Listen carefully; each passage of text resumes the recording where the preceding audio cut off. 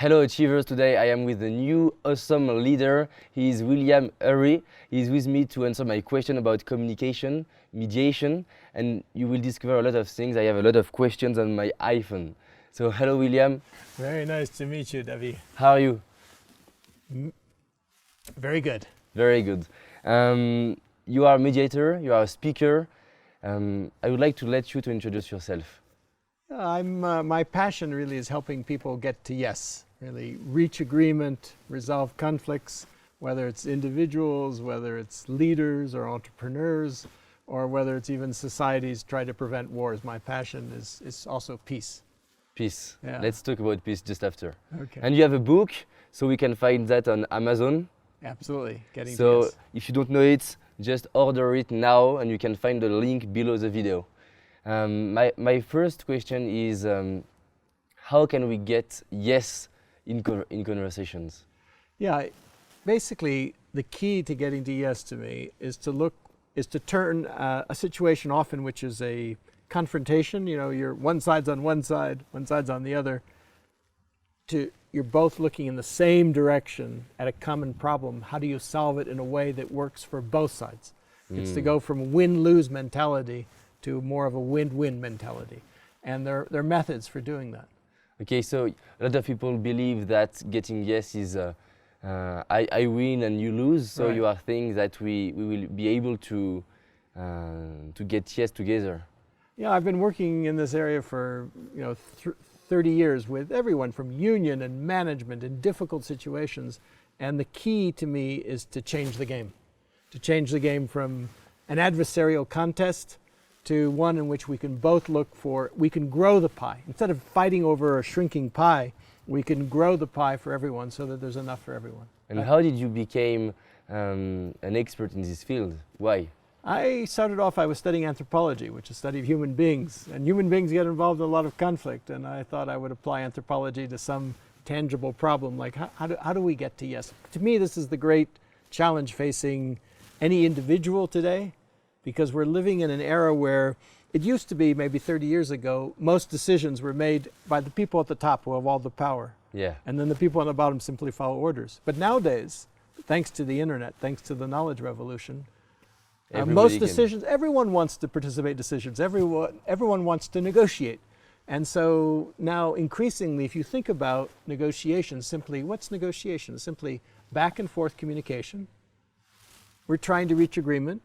We have some interests which we have in common, like an ongoing relationship. And we have other interests which are in tension, like if we're selling something, we want to get more for our product or service, and maybe they want to pay us less. The question is, how do we reach agreement? In that broadest sense, we're negotiating with our families, with our children, with our partners, at work, with everyone that we talk about, clients, colleagues. You negotiate with everyone. In fact, when I ask people, they say, well, I'm negotiating 50% or 70% of my time. We don't always think of it as negotiation, but in the broad sense of the term, we're living in the era of what I call the negotiation revolution. Almost all of the important decisions we have to make are made in conjunction with other people through some process of negotiation. And I would like to know your point of view, because a lot of people believe, oh, it's manipulation. I don't want to be like that, but you are true. We are trying to get yes every time. So what is manipulation for you? Persuasion, mediation, What are the differences for you? Well, persuasion and negotiation influence are very close because to me, but it's not, to me, I know that there's a certain reputation negotiation has with, use a little trick or a little lie or that. To me, the most successful negotiators that I know are people who, above all, value their honesty and their integrity. Why? Because when you're negotiating, you're giving your word. How much is your word worth? Is it really worth something? Because yes, in one deal, you might do a bit better with a trick, but you're in this for the long term. You're going to have thousands of agreements. If you have a reputation for being someone who's honest, who looks for a good solution for both, people will want to deal with you, and you'll naturally have your interests met. So you build a trust between people. That's it. Negotiation is really, it's founded on trust. And it's founded on listening, putting yourself in the other person's shoes, trying to understand what they want, and trying to explain what you want, and then being creative to find ways that both sides can have their interests met.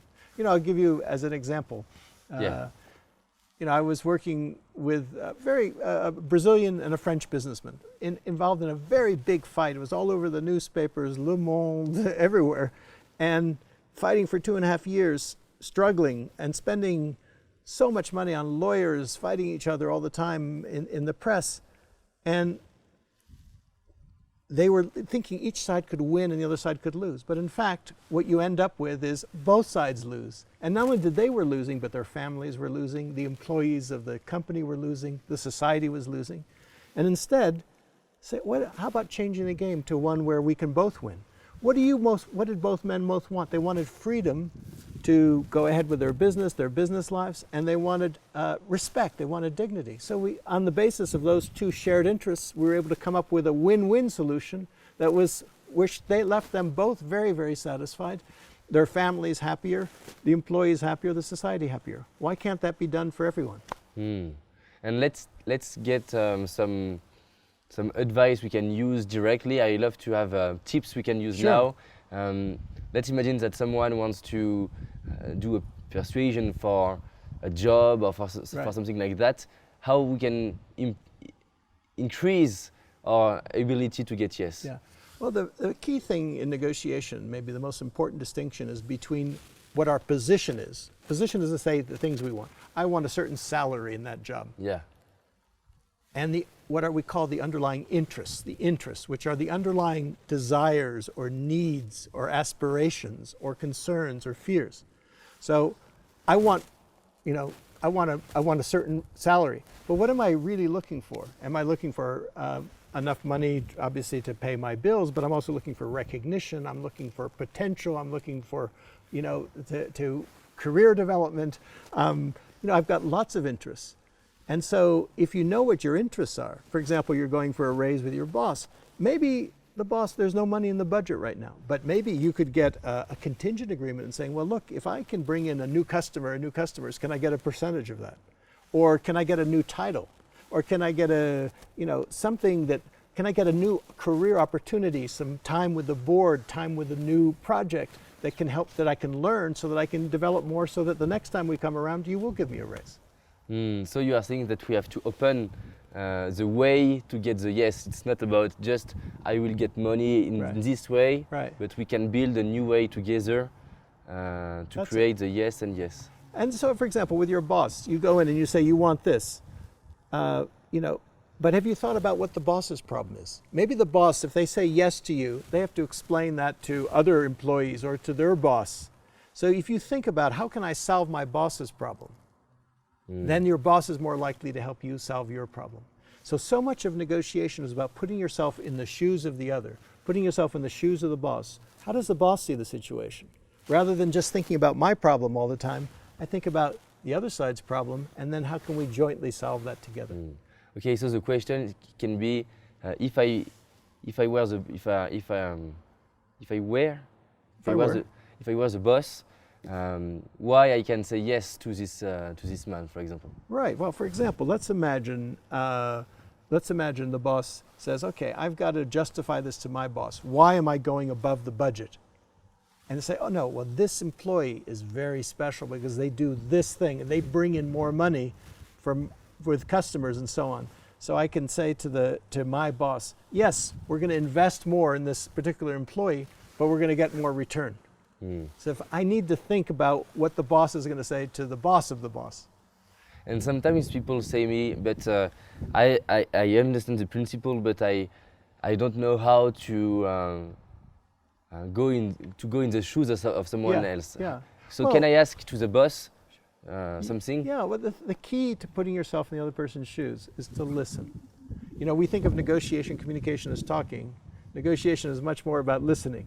There's a saying that we have 2 ears and 1 mouth for a reason, so we can listen twice as much as we talk. And if you listen to the boss and you ask good questions and say, you say to your boss, look, I understand, things are tight now, there's a tight budget. Help me understand what the real concern is. If you were to give me a raise, how would you have to justify this to your boss?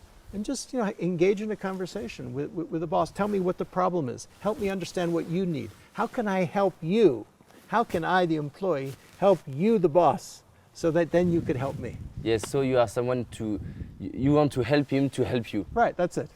Okay, it's great.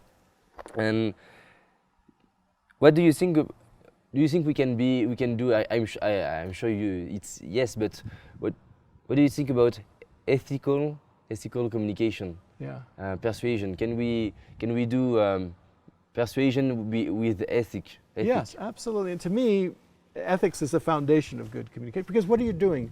With ethics, you're building trust. Yeah. With trust, people can learn to collaborate, to work together. The boss is much more likely to open up and tell you what they're really thinking if they trust you. If they don't trust you, it's pretty closed. But with trust, with ethics, if they trust you, they're going to be wanting to help you. So to me, ethics is not only morally sound, it's practically effective. And I believe some people struggle to do that because they have some fear of rejection. So how can we overcome the fear of rejection to continue the conversation? Because sometimes the boss say no, and they get the no and they leave. Right. So they struggle to come back and ask a new question. So how can you help someone to come back? The key is to prepare beforehand. You know, think about preparing for at least as long, if not longer, than the conversation is going to be. You know, if you have only an hour to settle something, you're better off taking 30 minutes to prepare by yourself and then 30 minutes to talk than you are taking all 60 minutes to talk. So preparation. And when you prepare, what do you ask yourself? You ask yourself, what are my interests? What do I think the boss's concerns are? You think about a concept of negotiations is very important, is what we call your BATNA, your best alternative to a negotiated agreement. It's what are you going to do if the boss says no? How are you going to meet your interests? Are you going to maybe start looking for a job elsewhere, for example? And then you think about it, okay, what could I do? Then you think about, okay, you rehearse. You could rehearse with a friend and say, you're the boss. You know, we rehearse a speech. Why wouldn't you rehearse an important negotiation, which is very important for you? So you think about it. You think about creative possibilities. If the boss says no, you prepare a question to ask the boss. No is not a no. No is just an opportunity to learn more about what's behind the no so that you can then meet it. Don't see the no as a closed door. See the no as a door that could possibly open. I see. And about communication, we can see some people who are very at ease in communication. They are a good seller, a good leader, a good speaker. Do you believe that everyone can become good in communication? I do. I think this is something you can learn. I mean, communication is an art, but even Leonardo da Vinci was once an apprentice, was once a student. So you can learn it. You can learn it by practicing it, because every human being is born with a birthright, which is they're able to communicate. Babies communicate. Yeah. You know, and you can train, you can learn. And a lot of communication, as I mentioned, is as much about listening as it's about talking. If you observe the behavior of successful negotiators, for example, they're not the ones who are necessarily talking all the time. Actually, they're listening more than they're talking. And they may not be the most persuasive talkers, but they may be the most persuasive listeners. What do you mean by persuasive listeners? In other words, they're listening in a way to try and understand not just what's being said, but what's behind that. What's the underlying motivation? What's really going on there? What's not being said? And they're listening and really drawing the person out. Like, let's say it's a client or customer, understanding what the customer's needs are. You may have a great solution, but if you don't understand the customer's needs, you're not going to be able to match the solution to their needs. You just told before the power of questions. Yeah.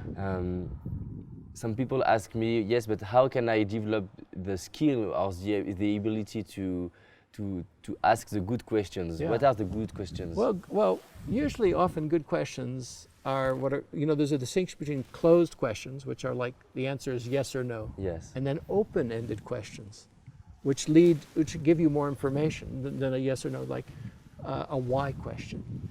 I understand that you're saying no to my proposal. Help me understand why. What's the real concern? What are you worried about? Or you're coming to me for something. Help me understand what your needs are. You know, you want it at a certain price, but what is it? Are you cost sensitive? Are you quality sensitive? In other words, ask why questions or why not questions. What would be wrong with doing it this way? Or ask what if questions, you know, hypotheticals. Well, I understand there's no money in the budget right now, but what if we were to do it this way? Would there be more money in the budget? You know, questions that lead to creativity. So ask open-ended questions. And then think about asking questions for which the other side has not maybe thought about, because that's when their minds begin to change. You know, I once met an ambassador who was a British ambassador negotiating with the then Soviet Union about arms control. For a whole year he negotiated. The answer was always the same: niet, niet, niet, no, no, no. After a year of frustration, he says, I'm so frustrated, we've been sitting here for a year, no progress. And the Soviet ambassador said, well, the problem is you're always asking me questions for which I have instructions from Moscow to say niet. Why don't you ask me a question for which I have no instructions? The ambassador was a little puzzled, but next session he comes up with some creative question. The Soviet ambassador says, I'm glad you asked me that question. I'm afraid on that matter I have no instructions. I'm going to have to return to Moscow for new instructions. He used that to go back to Moscow, get new flexibility in his negotiating instructions, and came back and they were able to make an agreement on a treaty on arms control. So my question is, sometimes on the other side there's a little Soviet who's always saying niet, niet, niet. Your job is to get them new negotiating instructions. How? By asking them questions from, like you're asking me questions from right now, from left field, from right field, here, there. Just, it's a little bit like a key. Yeah. You know, when the key's stuck, you find a way to open you try it this way, you try it that way, you experiment. And by practicing, this is the thing, we have a chance to practice this art every single day with everyone we meet. You can ask questions of anyone. You can ask questions of your partner, your children, your parents, your friends. You can practice it every day, so you can get better at it. 2 days ago, I was in a training for salesman, and someone told me, yes, but when I ask too much questions, I have the feeling that I disturb the client. Yes. What do you want to say to someone? Well, you have to. This is what you're doing. The whole idea, questions. It's not mechanical. Yeah.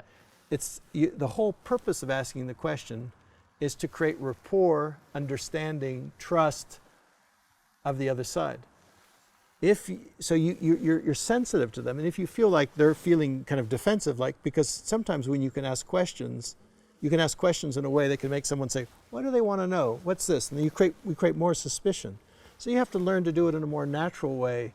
You have to pace it.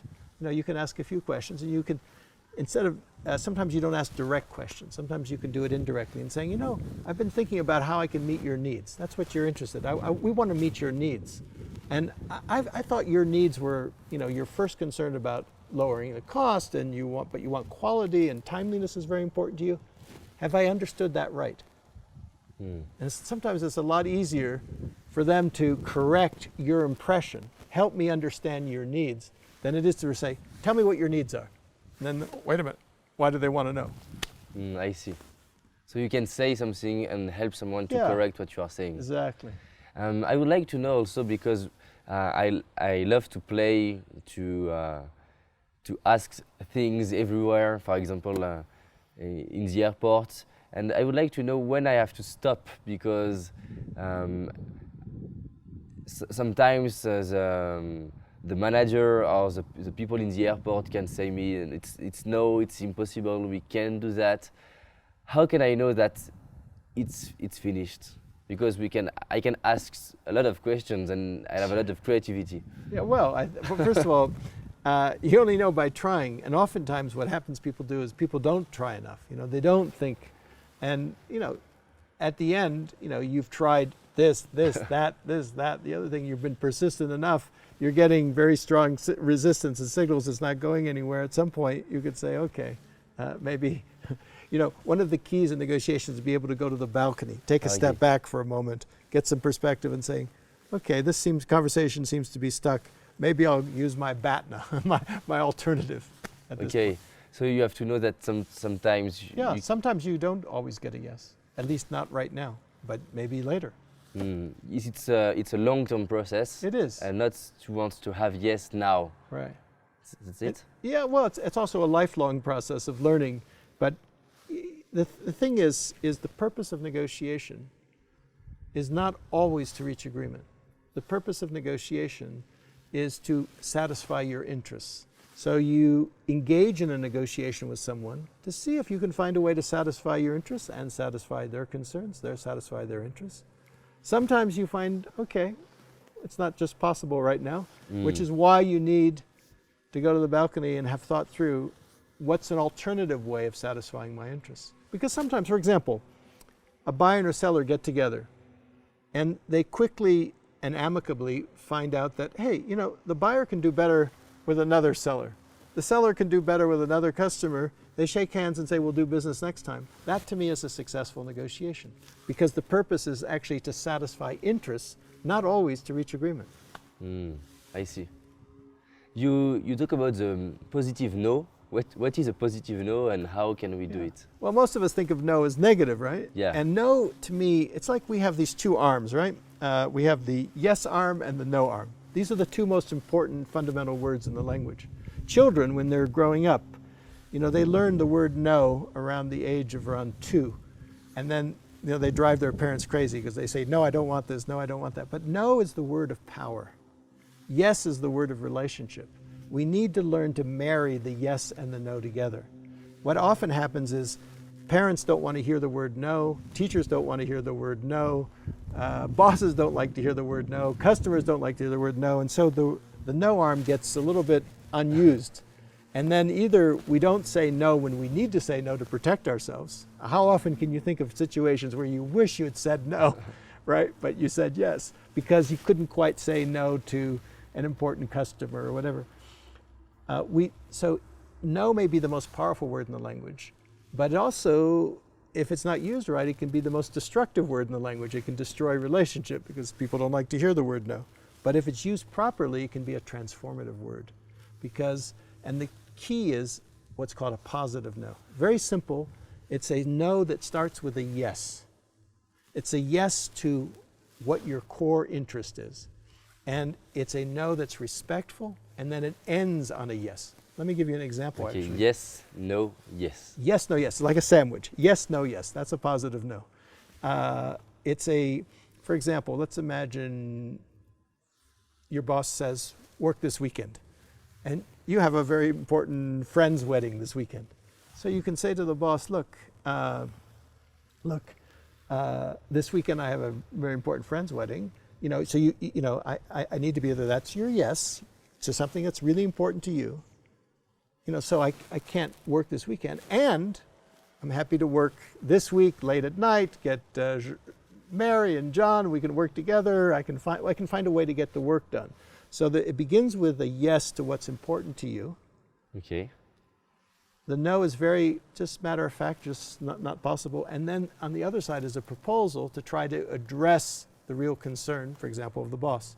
Or let me give you another example. There was a Frenchman I met who it's one of my classes at Harvard. He was an internet entrepreneur. And at one point, all the money went out of the internet market, and most of the internet companies were going, they were going into bankruptcy. He had the very difficult decision, in order to save his company, he had to lay off 500 engineers to say no to them. Normally, what would a boss do? HR, you know, human resources, that's your job, you tell them. HR says, we don't want to do that, so they leave what in English we call it as a pink slip on someone's desk saying, you've lost your job, please clear your desk. Wow. He said, no, I'm going to do this in a good way. He insisted on personally having a meeting with every one of those 500 engineers, telling them no to their face in a respectful way and saying, look, in order to save the company that we've all worked on, this product we've all been excited about, in order to save this, that's the yes, I have to let you go because I don't have money to pay you because the money's come out of the market. Very respectful. Now, How can I help you? Can I get you a good letter of reference? Can we help you get into a school? Can we, what can I do to help you? That's the yes on the other side. So everything is start with the yes, then there's a no, then there's a yes, the sandwich. He said that he had 500 of those conversations to show respect.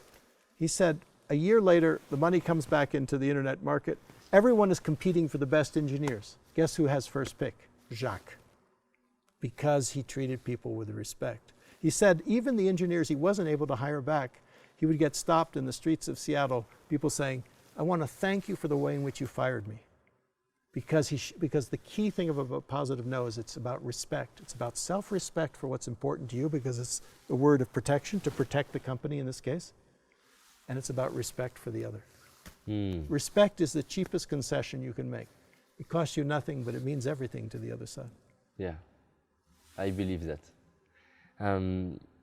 When we are doing conversation, we have a lot of emotions. And I believe that emotions direct a lot of things in the way we think and the way we react. And I know some people, and sometimes you know what you have to say and what you have to do, but your emotions are making a filter between the reality and right. what you see. So how do you do to stay in a peace mode? Yeah. To see the true things? Well, to me, the foundation of successful communication, successful negotiation is the ability to, I use a metaphor of go to the balcony. It's almost like you're negotiating or communicating on a stage. You're having a conversation on a stage. Yeah. Part of you goes to a mental, emotional balcony, place of perspective, a place of calm, place of clarity, from which you can see the situation and focus on what's really in your interest. Because oftentimes, we react out of our emotions, particularly out of fear or out of anger. And then we do things that we regret. We actually get in our own way. We sabotage our own success.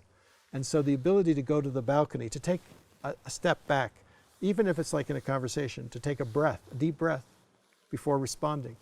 Before, when you're doing your email, your text, instead of like hitting the reply button or hitting reply all button that goes to everyone, immediately, save as draft, do it, save it, then go for a walk in a beautiful place, go out to the park, go out for coffee with a friend, go to the balcony, then come back with new perspective and say, what is actually going to serve my interest here? And you're going to hit the delete button, and then you're not even going to do an email. You're going to call up the person on the phone, or you're going to meet with them to communicate, because emails is not always the best medium for anything that's emotional or sensitive. Yeah, and during a conversation, you can't move. So it's sometimes not very easy to get perspective. So how can we learn to be able to not react? Yeah. Because you can know that you don't have to react, but how we can learn to not to react? Yeah. Well, this book, this second book there, which is Getting to Yes with Yourself, that's why I wrote that book. That's about learning not to react. That's coming out soon, and it's about applying. If we want to get to yes with others, it's going to be very hard sometimes if we haven't gotten to yes inside of ourselves. Because, like, for example, it's very hard to listen to someone else if your mind is always going this and you're full of emotions and thoughts. You've got to listen to yourself first in order to listen to others. You've got to put yourself in your shoes first if you want to put yourself in the other person's shoes. And so there's a whole series of methods for how do you calm yourself? How do you come to how do you negotiate from a perspective of the balcony? It's not always so easy. This is some of the hardest work that human beings have to do, because we're reaction machines. We're set up, to react. And so we need to find ways to take a time out, to take a breather. And in the moment, it's not always so easy. And sometimes, for example, I've trained hostage negotiators, right? People, they're negotiating with criminals or people who've taken hostages. There's a lot of high emotion.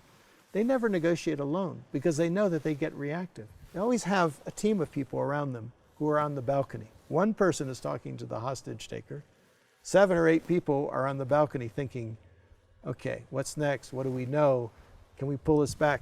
If this guy gets emotional, you pull him out, you put someone else in.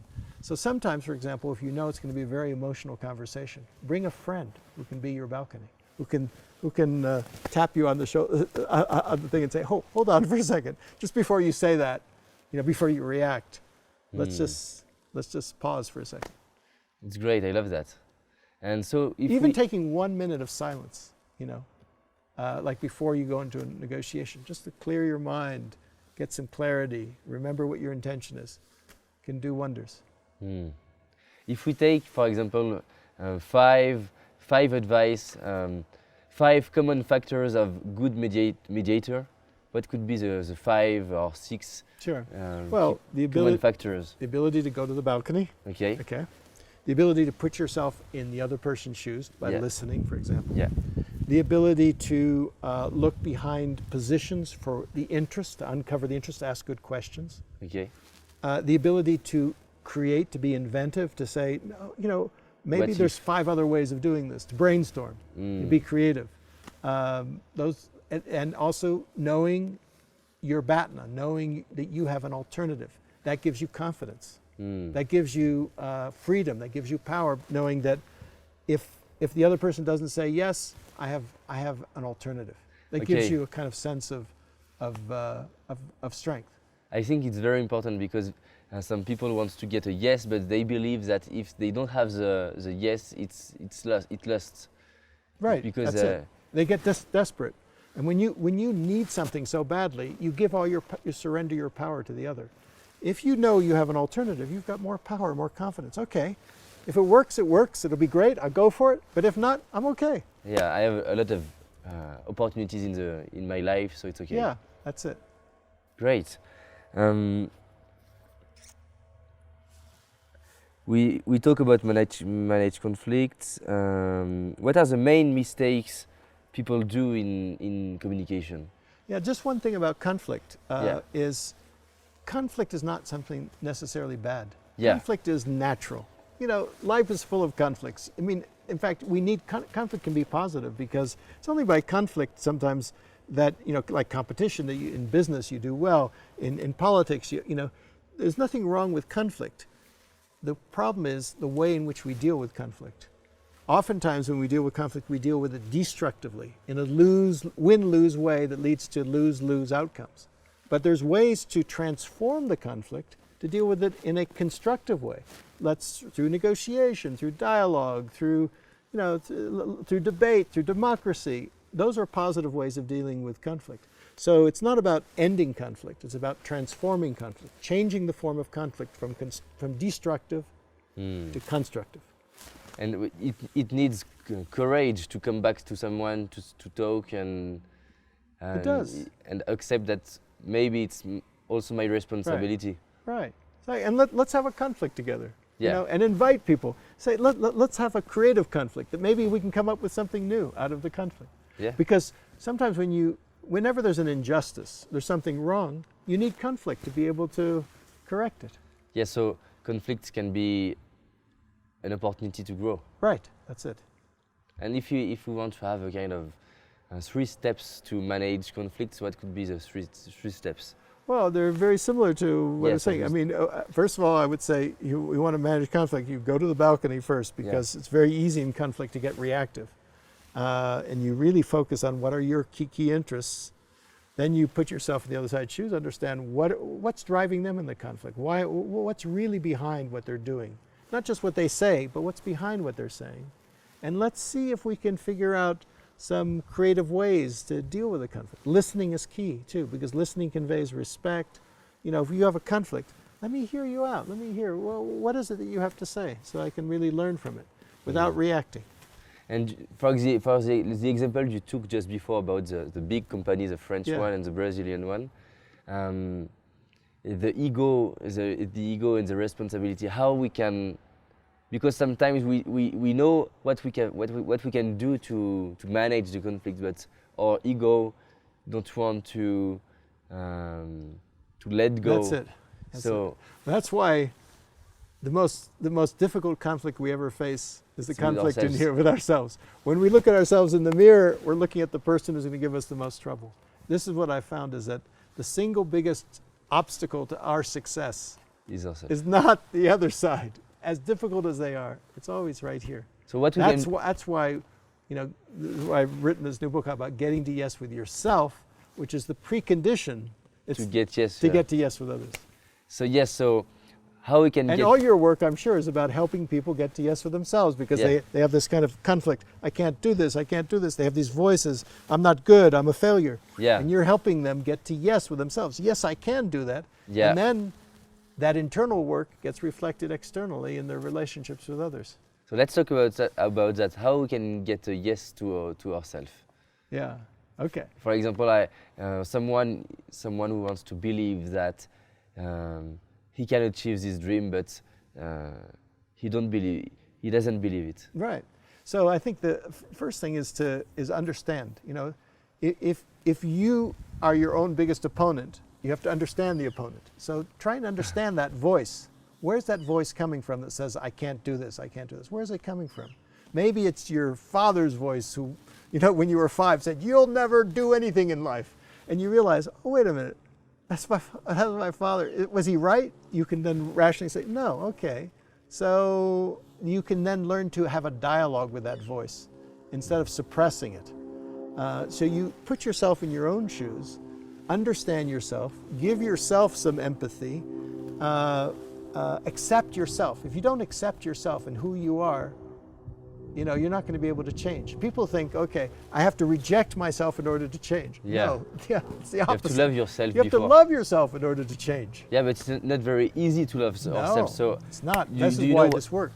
how we can, because I can see that the more I love myself, the more I love people. Right. And the more it's easy to communicate with people because I see them as brothers and sisters. Right. That's it. But according to you, how we can grow your Your own self-esteem. Yeah, own self-esteem. Well, this is not easy. First of all, it's not easy for anyone. This is a lifelong challenge for all of us.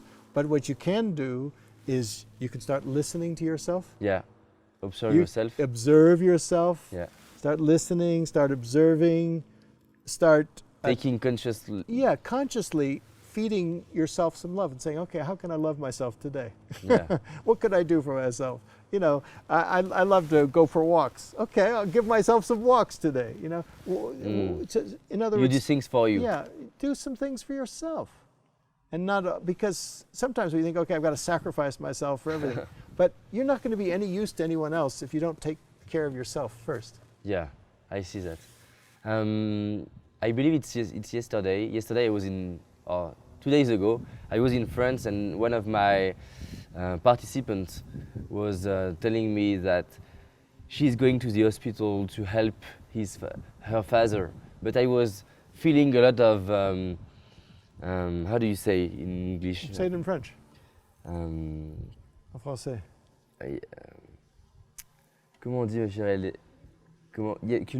culpability? Yeah, guilt. Yes, guilt. Guilt, yeah. She was feeling guilt, Yeah. and I was telling her that it's not helping someone if I'm helping Sure. without loving what I'm doing. So Yeah. a lot of people I are was just talking with my wife about this morning. You know, she feels guilt when she's away from her children. She feels guilty. When she's away from her mother, she feels guilty. You know, in other words, but guilt doesn't do anyone any good. It doesn't help the mother. It doesn't help the children. It doesn't help the person. So the first thing is you observe the guilt. Yeah. You don't suppress the guilt. You don't say the guilt is bad.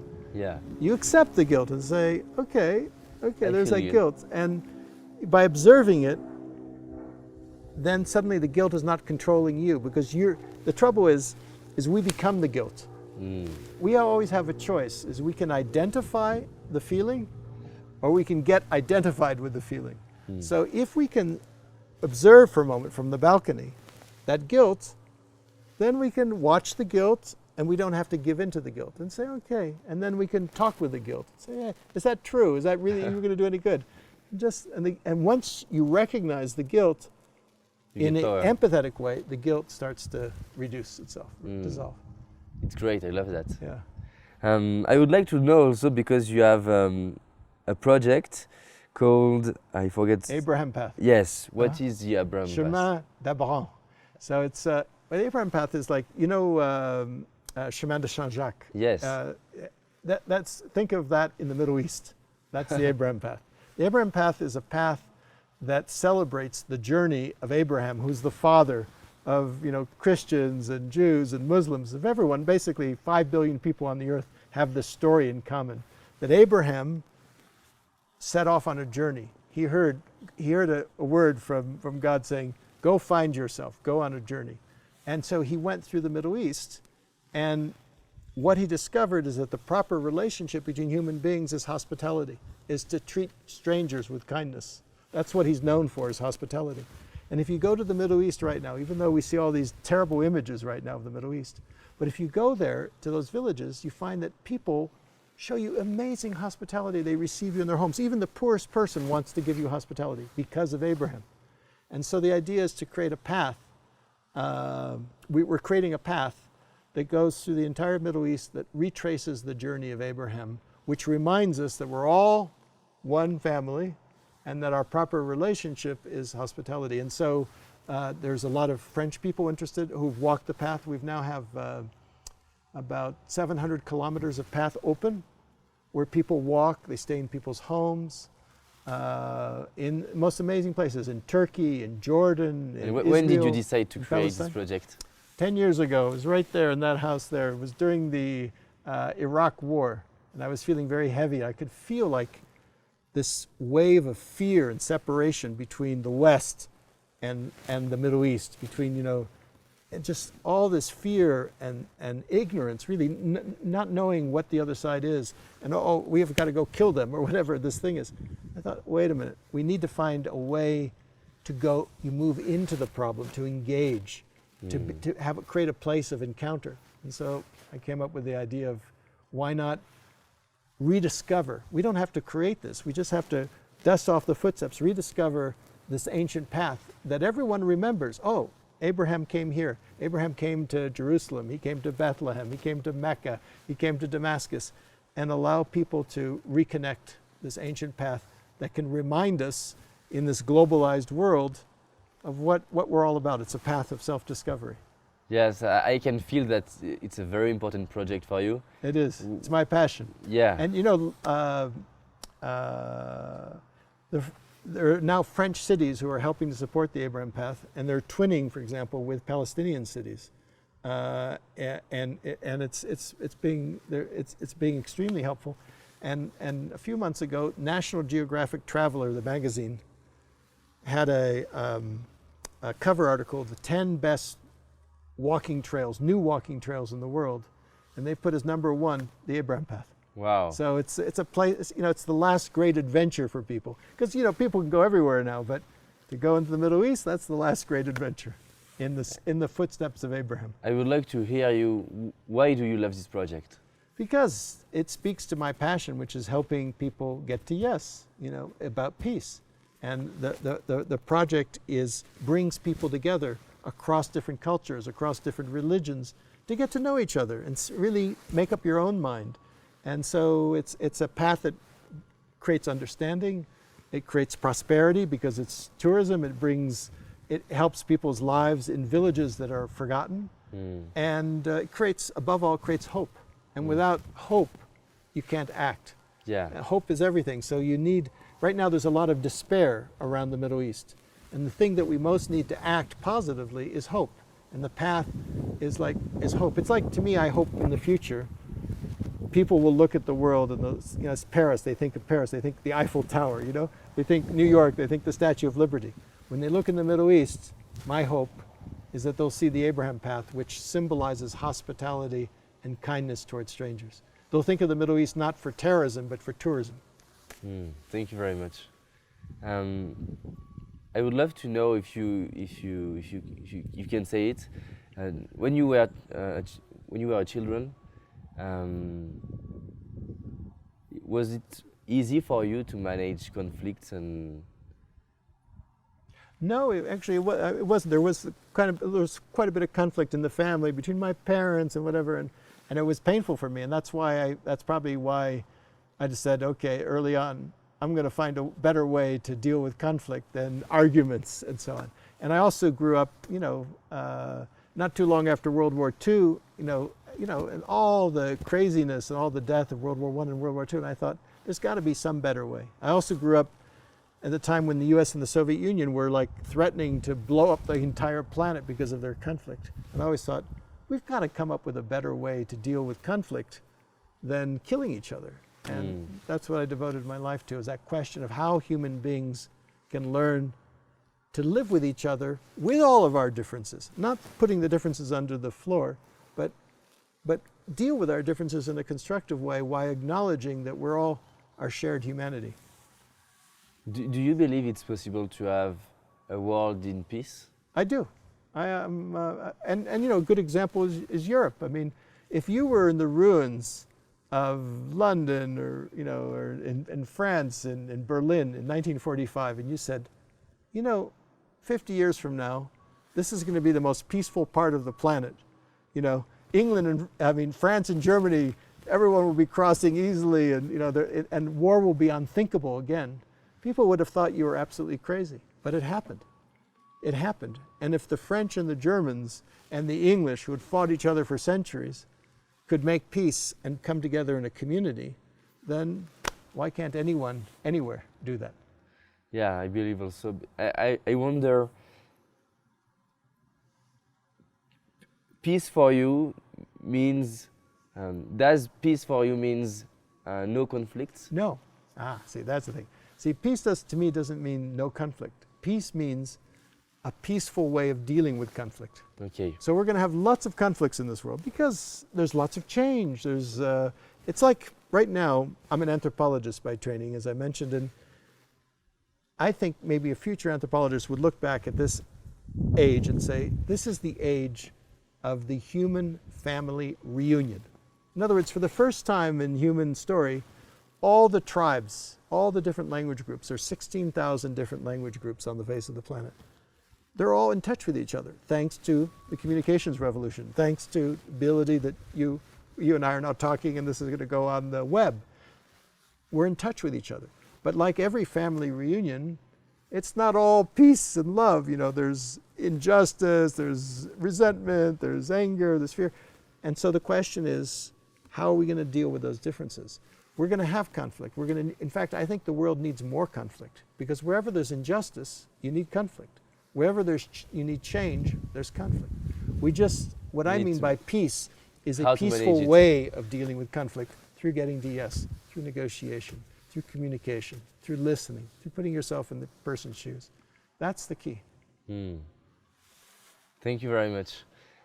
We have a foundation in France called, if I translate it, the Cliques. It's a foundation for youth, a non-profit foundation.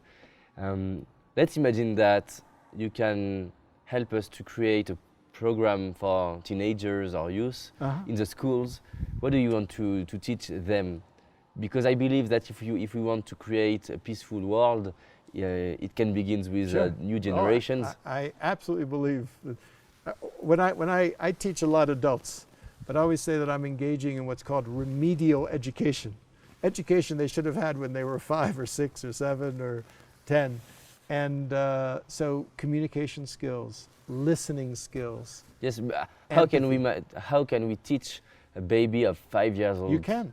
Yes, how? Well, for example, here in this country right now, there are lots of programs and lots of experiments and lots of research on what's called social emotional learning, which a lot of it is like listening, empathy, teaching values, having students, for example, in the playground. You train them to be mediators. You know, if 2 children are fighting, a mediator comes and says, let's sit down here. What do you want? What do you want? You're fighting about a toy. You know, there's training. That's being done in thousands of schools. It's not all of the schools, but in experimental schools, thousands of these programs. And what they've learned is very interesting.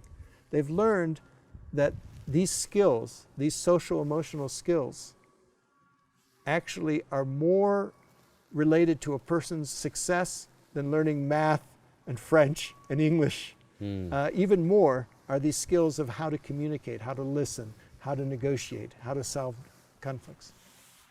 So we can focus on that in the future. Absolutely. Help That's you the key.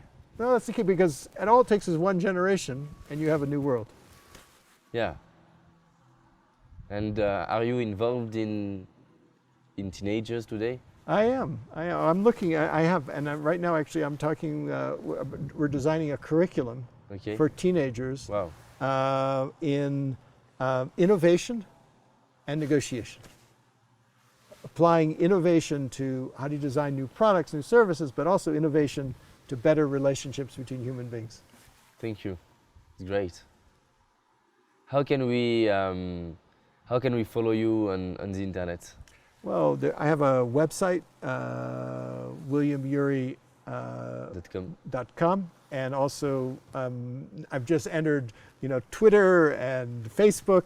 So I'm entering. Finally, I'm entering the social media, and I really invite people to come join me. And I think together, if we all work together, there's no problem on earth, whether it's hunger or poverty or war or disease, that can't be solved by human cooperation if we can learn to get to yes with each other. And in order to do that, we have to learn to get to yes with ourselves. It's great. Thank you very much. My pleasure. My Thank pleasure, you. David. It was great. My pleasure.